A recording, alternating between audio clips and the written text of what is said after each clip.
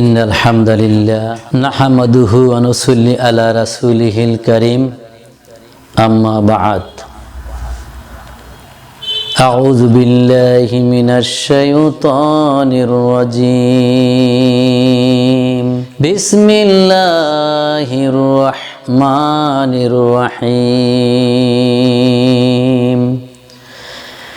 ইন্নাল্লাযীনা ইয়াকতুমুনা মা আনজালাল্লাহু মিনাল কিতাবি ওয়া ইয়াশতারুনা বিহি সামানান কলিলান উলাইকা মা ইয়াকুলুনা ফি বুতুনিহিম ইল্লান নার ওয়া লা ইউকাল্লিমুহুমুল্লাহু ইয়াওমাল কিয়ামাতি ওয়া লা ইউযাক্কিহিম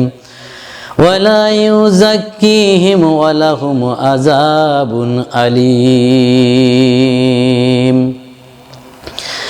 আম্মা বা'দ ফাইন্না খায়রাল হাদিসি কিতাবুল্লাহ ওয়া খায়রাল হাদিয়ু মুহাম্মদ সাল্লাল্লাহু আলাইহি ওয়াসাল্লাম ওয়া শাররাল উমুরি মুহদাসাতুহা ফাইন্না কুল্লা মুহদাসাতুন বিদআ ওয়া কুল্লা বিদআতিন দালালা ওয়া কুল্লা দালালাতিন ফিন্নার। প্রশংসা একমাত্র মহান রব্বুল আলামিনের এবং তার জন্য নির্দিষ্ট, কেননা প্রশংসার প্রকৃত অধিকারী একমাত্র মহান আল্লাহই। কারো মধ্যে যদি কোনো গুণ, সৌন্দর্য এবং কীর্তিত্ব থাকে তবে তাও মহান আল্লাহর কর্তৃক সৃষ্ট, তিনিই প্রশংসার দাবিদার। আর এ জমিনে বসবাস করলে অবশ্যই আল্লাহ সুবহানাহু ওয়া তাআলার বন্দেগী করতেই হবে। আল্লাহ তাআলা আখিরাতে মুত্তাকিনদের জন্য নিয়ামত এবং অস্বীকারীদের জন্য জাহান্নাম রেখেছেন। কিয়ামত একদিন অবশ্যই সংগঠিত হবে, এতে কোনো সন্দেহ নেই। আকাশ জমিনের সার্বভৌমত্ব মালিক একমাত্র আল্লাহ রব্বুল আলামিন। কিয়ামতের দিন কাফিরেরা আফসোস করবে, যা কোনো কাজে আসবে না। নব্য ফেরাউনদের প্রাচীন ফেরাউন থেকে শিক্ষা লাভ করা উচিত। প্রত্যেক মানুষের কিয়ামতের দিন তার ভালো মন্দ সকল আমলের কথা স্মরণ হবে। মানুষ যদি তার সৃষ্টি প্রক্রিয়া সম্বন্ধে চিন্তা ভাবনা করত তবে মানুষ কখনো কুফরি করতে পারত না। আল্লাহ তাআলা সৃষ্টি নিয়ে গবেষণা করলে তাকে চেনা যায়। কিয়ামতের দিন এমন অবস্থা হবে যে প্রত্যেক ব্যক্তি নিজেকে নিয়ে ব্যস্ত থাকবে। পিতা মাতা, আত্মীয় স্বজন, সর্দার, পীর মাশায়েখ, বুজুর্গ, অলি আল্লাহ, অলিয়া উলিয়া, সেদিন কেউ কারো উপকারে আসবে না। সেদিন যদি অলিয়া উলিয়া, পীর মাশায়েখ উপকারে আসতো তাহলে এ ব্যাপারে আল্লাহ সুবহানাহু ওয়া তাআলা কোরআনুল কারীমে এ কথা বলতেন না। আল্লাহ সুবহানাহু ওয়া তাআলা যে কথা বললেন, যে বার্তা আমাদের দিলেন, রব্বুল আলামিন সূরা বাকারার 174 নম্বর আয়াতে 21 নম্বর রুকুতে 2 নম্বর পারায় যে মেসেজ দিলেন তা হলো, আল্লাহ তার কিতাবে যা অবতীর্ণ করেছেন, যারা এটা গোপন করে এবং অল্প মূল্যের বিনিময়ে গ্রহণ করে, এরা নিজেদের পেট আগুন দিয়ে ভক্ষণ করে। আল্লাহ সুবহানাহু ওয়া তাআলা ওদেরকে বলেন, কিয়ামতের দিন ওদের সাথে আল্লাহ সুবহানাহু ওয়া তাআলা কথাই বলবেন না এবং তাদের পবিত্রতাও ঘোষণা করবেন না। এখন অত্র আয়াতের কারিমাটুকুতে আল্লাহ সুবহানাহু ওয়া তাআলা যে মেসেজ আপনাকে আমাকে দিলেন, এই আয়াত দ্বারা আমাদের যে শিক্ষা দিলেন তা হলো, এর অর্থ হচ্ছে সাধারণ লোকদের মধ্যে যত প্রকার বিভ্রান্তিকর কুসংস্কার প্রচলিত আছে এবং বাতিল রীতিনীতি ও অর্থহীন বিধি নিষেধের যেসব নতুন নতুন শরীয়ত তৈরি হয়ে গেছে, এগুলোর জন্য দায়ী হচ্ছে এই আলেম সমাজ, যাদের কাছে আল্লাহর কিতাবের জ্ঞান ছিল কিন্তু তারা সাধারণ মানুষের কাছে তা পৌঁছায়নি। তারপর অজ্ঞতার কারণে লোকদের মধ্যে যখন ভুল পদ্ধতি প্রচলন হতে থাকে তখনও ওই জালেম গোষ্ঠী মুখ বন্ধ করে বসে থাকছে, বরং আল্লাহর কিতাবের বিধানের উপর আবরণ পরে থাকাটাই নিজেদের জন্য লাভজনক, কল্যাণকর তারা মনে করেছেন। যেসব ধর্মীয় নেতৃবৃন্দ মিথ্যা দাবি করে এবং জনগণের মধ্যে নিজেদের সম্পর্কে মিথ্যা ও বানোয়াট প্রচারণা চালায়। এখানে আসলে তাদের সমস্ত দাবি ও প্রচারণার প্রতিবাদ করা হয়েছে। তারা সম্ভাব্য সকল উপায়ে নিজেদের পুত পবিত্র সত্তার অধিকারী হবার এবং যে ব্যক্তি তাদের পিছনে চলবে কিয়ামতের দিন আল্লাহর কাছে তার সুপারিশ করবে, তার গুনাহ খাতা মাফ করিয়ে নেয়ার ধারণা জনগণের মনে বদ্ধমূল করার চেষ্টা করে এবং জনগণও তাদের কথায় বিশ্বাস করে। জবানে মহান ও সর্বশক্তিমান আল্লাহ বলেছেন, জবাবে মহান আল্লাহ সর্বশক্তিমান বলেছেন, আমি তাদের সাথে কথাই বলবো না, তাদের পবিত্রতাও ঘোষণা করব না। এ জাতীয় লোকের জন্য আমি যন্ত্রণাদায়ক শাস্তি রেখেছি। আল্লাহ সুবহানাহু ওয়া তাআলা এমন কঠিন কথা বলার কারণ, আমরা নিত্য নতুন পথ তৈরি করছি, নিত্য নতুন বিধান তৈরি করছি, নিত্য নতুন এক এক আলেম এক একভাবে দাওয়াতের রাস্তা বের করছি। যে সকল আলেমগণ আল্লাহকে ভয় না করে দুনিয়ার স্বার্থের লোভে পড়ে মানুষকে সত্য ধর্ম থেকে নিজের ধ্যান ধারণা ও অনুমানের উপর ভিত্তি করে নিজ নিজ তরিকার বন্দিগিতে আহ্বান করেছেন, তারা শুনে রাখুন আল্লাহ সুবহানাহু ওয়া তাআলা কি বলছেন। খালিদিনা ফিহা আবাদান লা ইয়াজিদুনা ওয়ালিয়্যান ওয়ালা নাসির।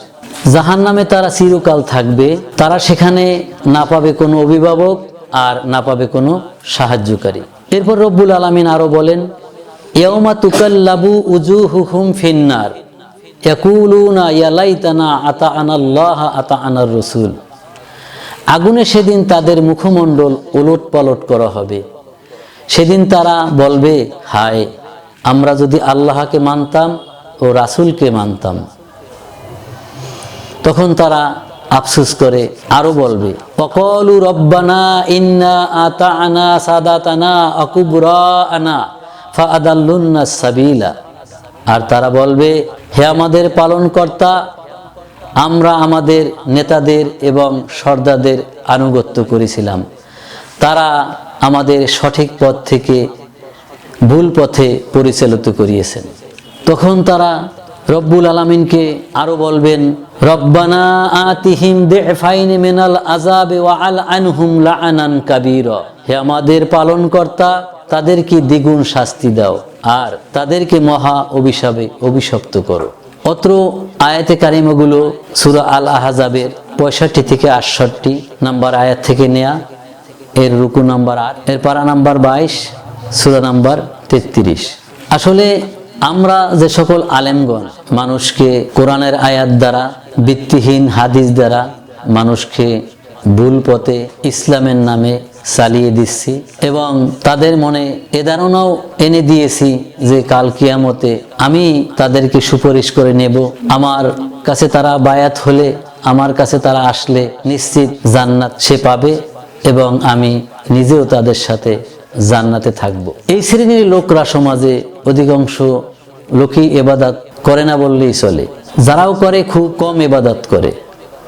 তারা মনে করে আমার তো হুজুরে আছি, আমার তো অমুক দরবারের সাথে আমি বায়াত হয়েছি, অমুক বায়াতের হুজুরে তো আমাকে জান্নাতে নিয়েই যাবে। এই ধরনের চিন্তা চেতনা করে এরা দুনিয়ার আল্লাহর জমিনে যত পাপাচার কাজ আছে, যত অন্যায় আছে, সবগুলোর সাথে তারা সম্পর্কিত থাকে এবং এমন কোনো অন্যায়, এমন কোনো অপরাধ নেই যা তারা করে না।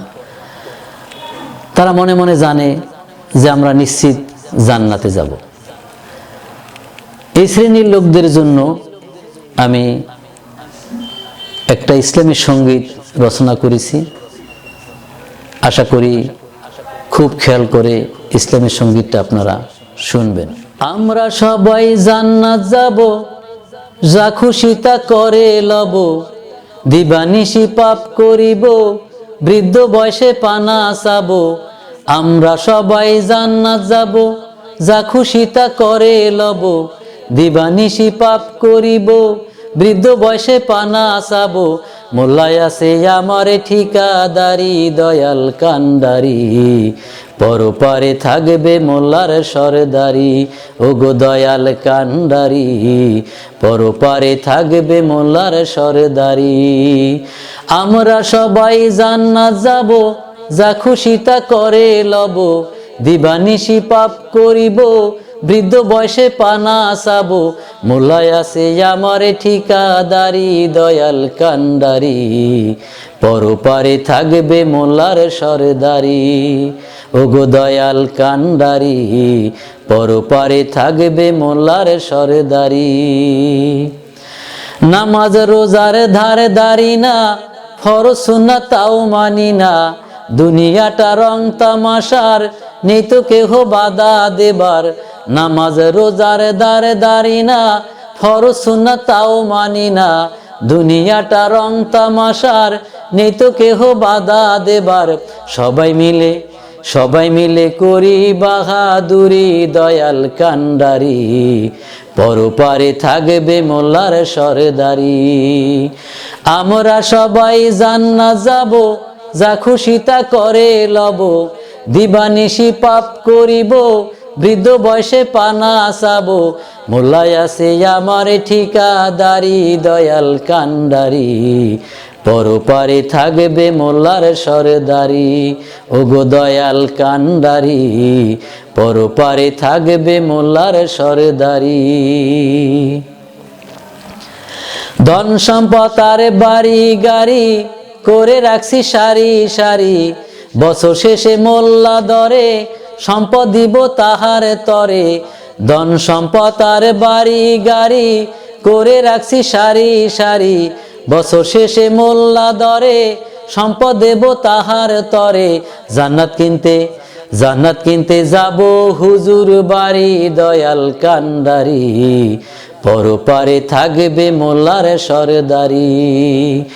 আমরা সবাই জান্নাত যাব, যা খুশি তা করে লব, দিবানিশি পাপ করিব, বৃদ্ধ বয়সে পানা আসাবো, মোল্লায় আছে আমার ঠিকাদারি, দয়াল কান্ডারি, পরপারে থাকবে মোল্লার সরদারি, ওগো দয়াল কান্ডারি, পরপারে থাকবে মোল্লার সরদারি।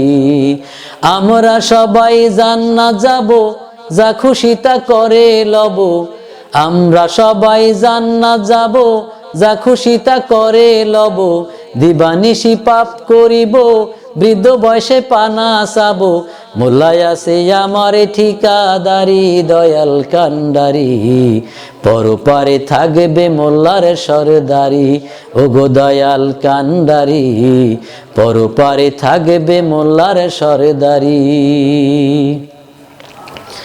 আসলে আমাদের রেডিমেড ভাবে জান্নাতে যাওয়ার কোনো সুযোগ নেই।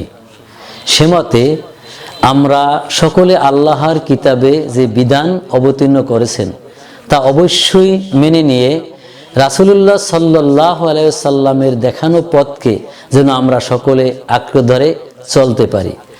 আল্লাহ সুবহানাহু ওয়া তাআলা আপনাকে আমাকে সেই তৌফিক দান করুক। আমিন। আমা তৌফিকি ইল্লা বিল্লাহ। আসসালামু আলাইকুম ওয়া রাহমাতুল্লাহি ওয়া বারাকাতুহু।